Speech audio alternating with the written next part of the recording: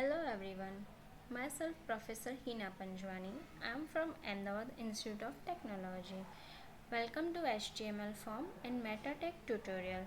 Today we will learn about input elements of HTML form and MetaTech properties in HTML, and also we can learn about difference between HTML HTML5 and HTML XHTML.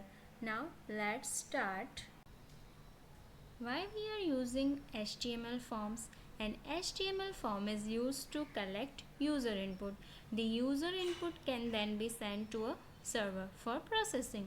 The HTML form element defines a form that is used to collect user input. An HTML form contains form elements. Form elements are different types of input elements like text fields, checkboxes, radio buttons, submit buttons, and many more. The input element is the most important form element. The input element is displayed in several ways depending on the type attribute. Here are some examples you can see here in the screen. Input type is equal to text. That means defines a single line text input field. Second is input type is equal to radio. That means defines a radio button for selecting one or many choices. Generally we can use radio button for Xender. Okay. And here is input type is equal to submit. That means defines a submit button for submitting the form. The submit button input type is equal to submit defines a button for submitting the form data to a form handler.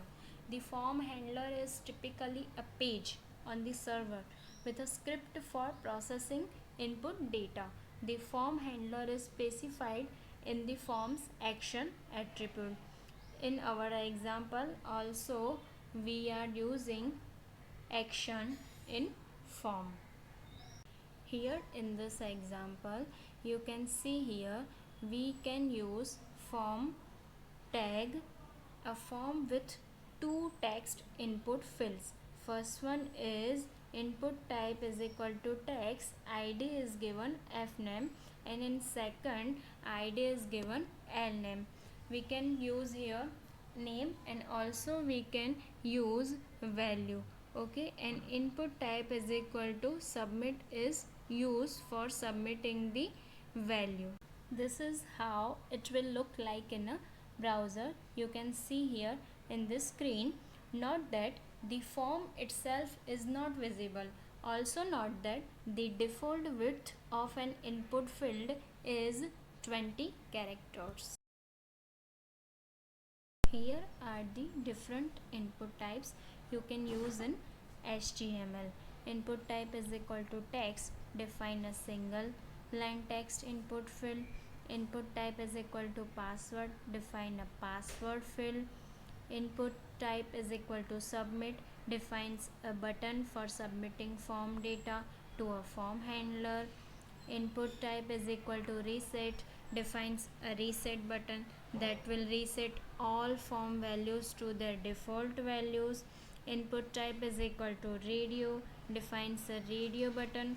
Radio buttons let a user select only one of a limited number of choices. Input type is equal to checkbox, define a checkbox. Checkboxes let a user select 0 or more options of a limited number of choices. Input type is equal to button, defines a button. Input type is equal to color is used for input fields that should contain a color depending on browser support. Input type is equal to date is used for input fields that should contain a date. You can also use the min and max attribute to add restriction to dates. Input type is equal to date time local and many more input types. Difference between HTML and HTML5. HTML didn't support audio and video without the use of Flash Player support, and HTML5 is support audio and video controls. HTML uses cookies to store temporary data, and HTML5 uses SQL databases and application cache to store offline data. In HTML, not possible to draw shapes like circle, rectangle, triangle, etc. But in HTML5, it allows to draw shapes like circle, triangle, etc. And HTML works with old browser, and in HTML5 it's supported by all the new browsers like Opera, Chrome, Firefox. In HTML, doctype declaration and character encoding is too long and complicated, while in HTML5, doctype declaration and character encoding is quite simple and easy. In HTML, elements like navigation header were not present, but in HTML5, new elements for web structure like navigation header footers are present. Now, difference between HTML and XHTML. HTML is hypertext markup language and XHTML is extensible hypertext markup language. HTML can have empty or open text, while in XHTML all the unclosed text must be closed. And in HTML, an application of SGML, standard generalized markup language. In XHTML, an application of XML, extensible markup language. In HTML, no hard rule on structure of the elements. You can see here in the screen. While in XHTML, structure of the elements should be followed. You can see here example, paragraph or bold tag. In HTML, attributes values not significant, while in XHTML, attributes values are important. HTML is case insensitive, while XHTML is case sensitive. The tags and attributes must be of lowercase. In HTML, all the content can be put under body element, while in XHTML, all the content has to be put in blocks. Now, what is metadata? Metadata is data about data, like your enrollment number.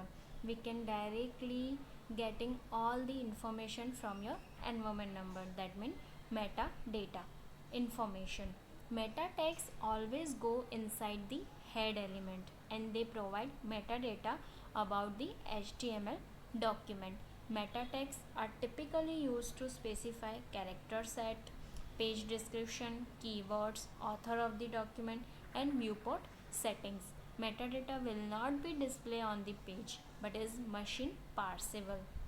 Metadata is used by browsers, that means how to display content or reload page, search engines, keywords and other web services.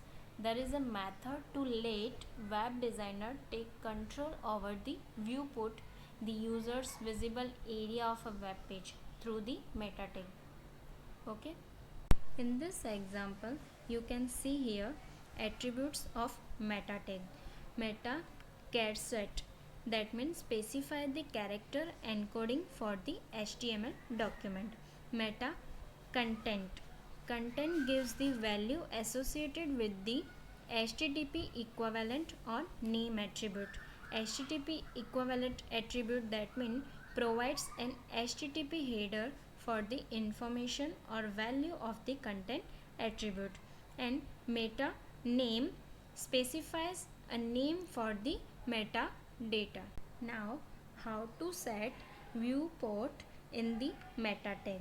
The viewport is the user's visible area of a web page. It varies with the device. It will be smaller on a mobile phone than on a computer screen. You should include the following meta tag element in all your web pages. Meta name is equal to viewport, content is equal to width is equal to device width, initial scale is equal to 1.0. That means this gives the browser instructions on how to control the page dimension and scaling.